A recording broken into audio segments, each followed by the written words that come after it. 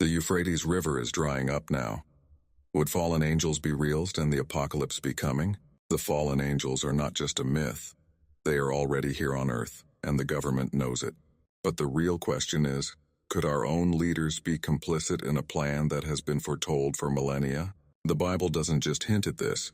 It explicitly warned us that when the Euphrates River drought, these fallen angels will unleashed.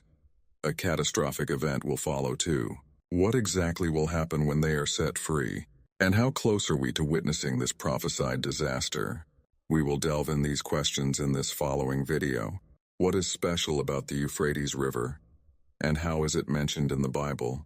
The Euphrates River begins in the Armenian highlands of eastern Turkey, where the Kurasu River and the Murat River join.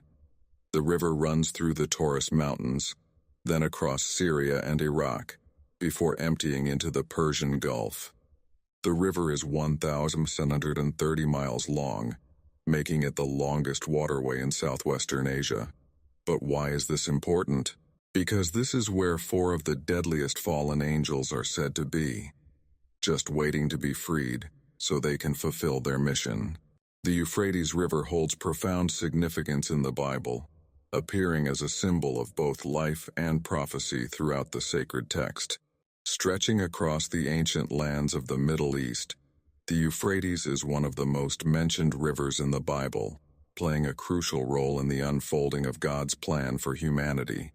From the earliest chapters of Genesis to the apocalyptic visions in Revelation, the river is first mentioned in Genesis 2:14 as one of the 4 rivers flowing out of the Garden of Eden, symbolizing the life-giving force of God's creation. The Euphrates, along with the Tigris, Pishon, and Gihon, watered the garden, ensuring its fertility and abundance.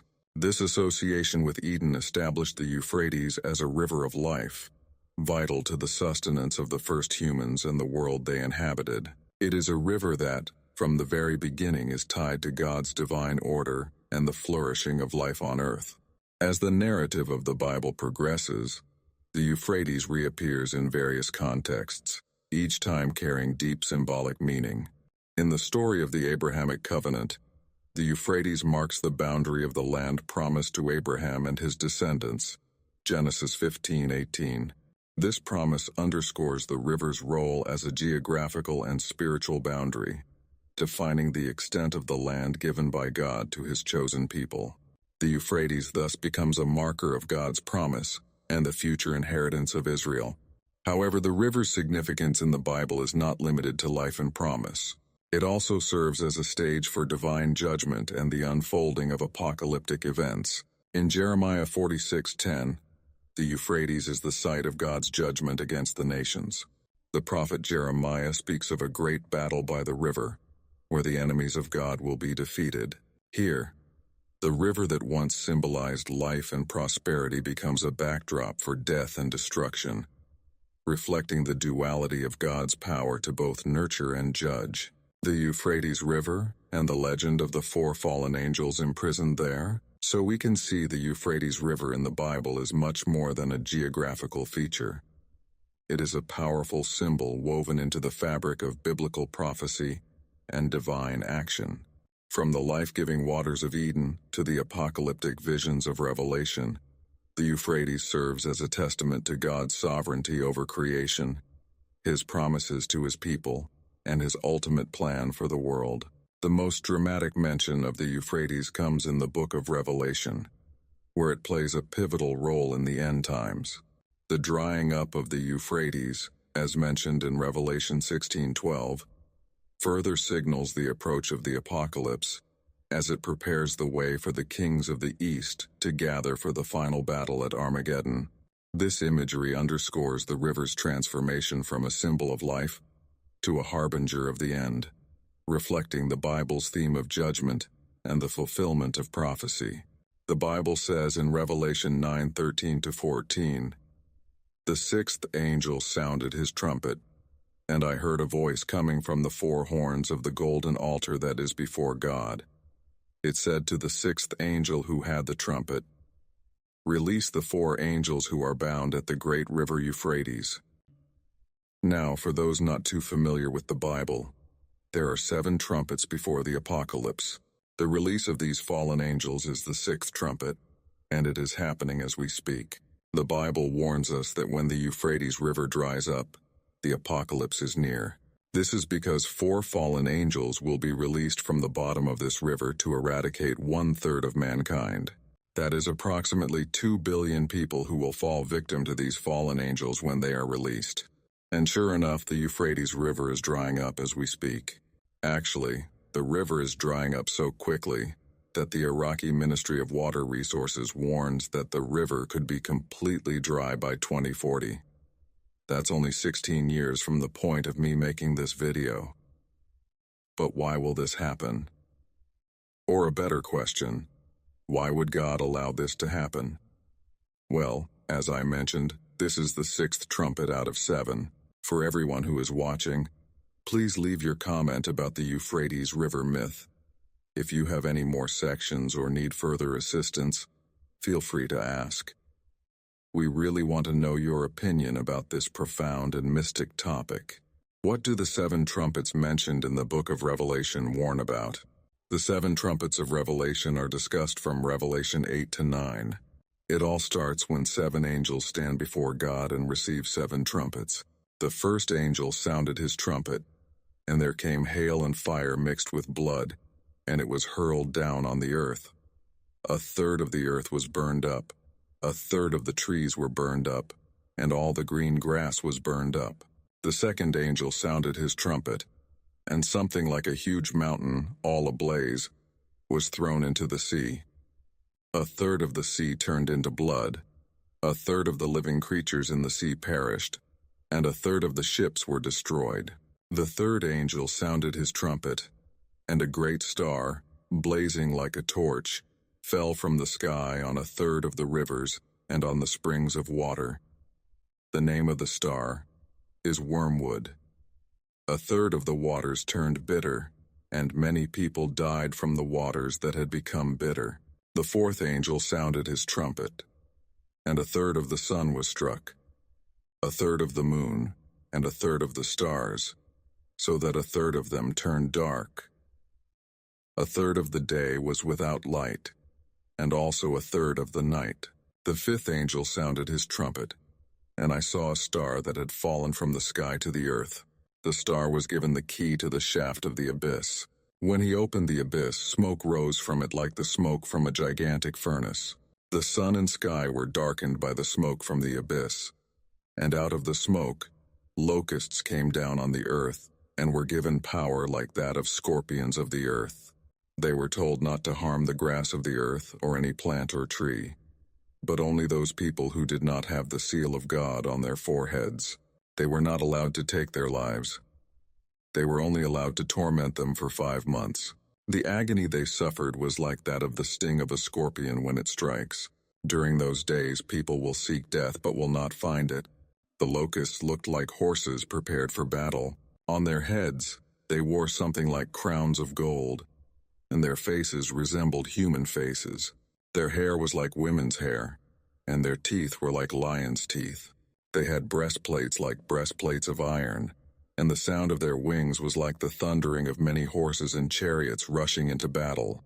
They had tails with stingers like scorpions, and in their tails, they had power to torment people for 5 months. They had as king over them the angel of the abyss, whose name in Hebrew is Abaddon and in Greek is Apollyon, that is, destroyer. Since we already discussed the 6th trumpet, I will jump right into what the 7th trumpet will bring. The 7th angel sounded his trumpet, and there were loud voices in heaven which said, "The kingdom of the world has become the kingdom of our Lord and of his Messiah, and he will reign forever and ever." And the 24 elders, who were seated on their thrones before God, fell on their faces and worshipped God, saying, "We give thanks to you, Lord God Almighty, the one who is and who was, because you have taken your great power and have begun to reign. The nations were angry, and your wrath has come. The time has come for judging the dead, and for rewarding your servants the prophets and your people who revere your name, both great and small, and for destroying those who destroy the earth." Then God's temple in heaven was opened, and within his temple was seen the ark of his covenant. And there came flashes of lightning, rumblings, peals of thunder, an earthquake, and a severe hailstorm. The Euphrates River angels are shrouded in mystery. The Bible doesn't reveal their names. All we know about them is that they will be freed when the Euphrates River is completely dry, and all hell will break loose. Although shrouded in mystery, they match up with four mysterious biblical figures known as the four horsemen. Similar to the four Euphrates angels, the four horsemen are also a telltale sign that the apocalypse is nearing. The white horse of the apocalypse represents religious deception. The red horse represents wars. The black horse represents famines. And the pale horse represents pestilence, disease epidemics, pandemics, and death.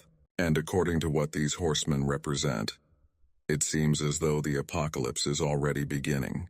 Let me take a brief pause for asking your support. Don't forget subscribe and hit the like and share buttons. You will not miss any of our upcoming videos and help us spread these content to many people. How will the final battle between God and the devil unfold according to the prophecy in the Bible? The Bible mentions how the governments of the world will actually be on the side of these angels, as well as the devil himself and a host of other demonic beings. These powerful nations mentioned are referred to as the kings of the East. The Bible then goes on to say this about these kings of the East. The sixth angel poured out his bowl on the great river Euphrates, and its water was dried up to prepare the way for the kings from the east.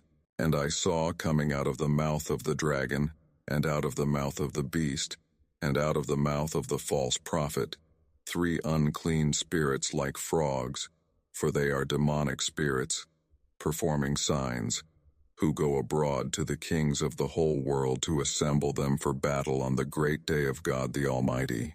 This verse is telling us there will be a final war between good and evil. Revelation 16:16 says, "The demonic spirits gathered all the rulers and their armies to a place with the Hebrew name Armageddon." Armageddon is actually a real place. Armageddon, which means Mount Megiddo, is where the final battle between good and evil will be fought. There is a real-world site at biblical Megiddo in northern Israel. This is a war that the forces of evil believe they will win. They actually believe they will defeat God. The Bible names this war the Battle of Armageddon. In this final battle between good and evil, Jesus Christ himself will come down from heaven to fight against the evil forces within the earth. But he won't be alone. Those marked with the name of the Lord on their foreheads will also be part of this epic battle, including me and you. Those who have received the mark of the beast will be fighting on the opposite side. This war will have a gruesome end, according to the Bible. An end where the forces of evil will be defeated. The New Jerusalem, or the world after the devil, is vanquished. After the Battle of Armageddon is won, the earth will be cleansed of all evil, marking the beginning of the Israelites' 1,000-year reign with Christ. This 1,000-year period will be in a place known as the New Jerusalem. Words can't even begin to describe the beauty of this wonderful place. New Jerusalem, which is also called the Tabernacle of God, the Holy City, the City of God, the Celestial City, the City Foursquare, and Heavenly Jerusalem, is literally heaven on earth. It is referred to in the Bible in several places: Galatians 4:26, Hebrews 11:10, 12:22-24, and 13:14. But it is most fully described in Revelation 21. Here is what we know about the New Jerusalem. It will literally be a physical city that descends from heaven. There won't be any sickness, and humans will be completely immortal. To understand this more, let's look at Revelation 21. Then I saw a new heaven and a new earth, for the first heaven and the first earth had passed away, and there was no longer any sea. I saw the holy city, the New Jerusalem, coming down out of heaven from God, prepared as a bride beautifully dressed for her husband. And I heard a loud voice from the throne saying, "Look, God's dwelling place is now among the people, and he will dwell with them. They will be his people, And God himself will be with them, and be their God. He will wipe every tear from their eyes. There will be no more death or mourning or crying or pain, for the old order of things has passed away. Verse 9 then tells us exactly what this heavenly place will look like in great detail. One of the 7 angels who had the 7 bowls full of the 7 last plagues came and said to me, "Come, I will show you the bride, the wife of the Lamb." And he carried me away in the Spirit to a mountain great and high, and showed me the holy city, Jerusalem, coming down out of heaven from God. It shone with the glory of God, and its brilliance was like that of a very precious jewel, like a jasper, clear as crystal. It had a great high wall with 12 gates, and with 12 angels at the gates. On the gates were written the names of the 12 tribes of Israel. There were 3 gates on the east, 3 on the north, 3 on the south, and 3 on the west. The wall of the city had 12 foundations, and on them were the names of the 12 apostles of the Lamb. This is the eternal reward for the righteous. Although the righteous reward will be amazing, the unrighteous will be experiencing what is known as the second death. This place consists of unimaginable suffering. In the Bible's own words, we are told the unrighteous will be consigned to the fiery lake of burning sulfur. This is the second death. This is an obvious interpretation of hell, consisting of the very well-known lake of fire.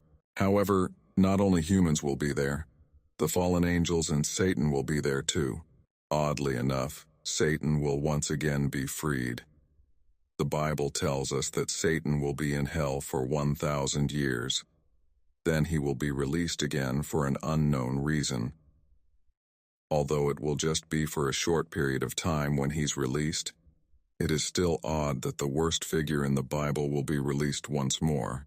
Revelation 20 explains this, saying, "He seized the dragon, that ancient serpent who is the devil, or Satan, and bound him for 1,000 years. He threw him into the abyss, and locked and sealed it over him, to keep him from deceiving the nations any more, until the 1,000 years were ended. After that he must be set free for a short time. As to why he will be freed and what he will do when he is freed, well, we may never know. The drying up of the Euphrates River has sparked considerable speculation and fear, particularly among those familiar with biblical prophecy. For centuries, the Euphrates has been a symbol of life, prosperity, and divine boundaries. However, in the context of apocalyptic prophecies, its drying up is viewed with ominous significance. The Bible, particularly in the book of Revelation, ties the Euphrates to the release of 4 fallen angels and the subsequent devastation that would follow, leading many to wonder if these events are now imminent as the river's waters recede. As the Euphrates diminishes, some believers see this as a potential fulfillment of Revelation 16:12, where the 6th angel pours out his bowl, causing the river to dry up and preparing the way for the kings from the east. This drying up is seen as a prelude to the final battle of Armageddon, a cataclysmic confrontation between the forces of good and evil. The connection between the physical state of the river and these ancient prophecies has led to a resurgence of discussions about the end times and the possible release of the fallen angels bound at the river, as mentioned in Revelation 9:14-15. However, while the drying of the Euphrates is alarming, it is essential to approach such interpretations with caution. The Bible's prophecies are deeply symbolic and have been interpreted in various ways throughout history. The current drying up of the river could be seen as a natural consequence of climate change, overuse of water resources, and regional dam projects, rather than an immediate trigger for apocalyptic events. While the situation is concerning, it is crucial to differentiate between environmental realities and spiritual symbolism. Moreover, the belief that the drying of the Euphrates will directly lead to the release of fallen angels and the onset of the apocalypse is rooted in a specific interpretation of the Bible. Throughout history, similar events have often been interpreted as signs of the end times, yet humanity has persisted, The current situation may serve as a reminder of the need for careful stewardship of natural resources and a reflection on the deeper spiritual messages contained within these ancient texts. In conclusion, while the drying up of the Euphrates River is a significant and concerning development, it is important to consider it within the broader context of environmental and geopolitical factors, as well as the symbolic nature of biblical prophecy. Whether or not the apocalypse is near, the situation calls for a thoughtful and measured response, both in terms of environmental conservation and spiritual reflection. If you enjoy the video, please don't forget press like and subscribe button. This would helps the video reach more people. Together we can enlighten more minds and expand our understanding. Thank you for being here, and may God bless you.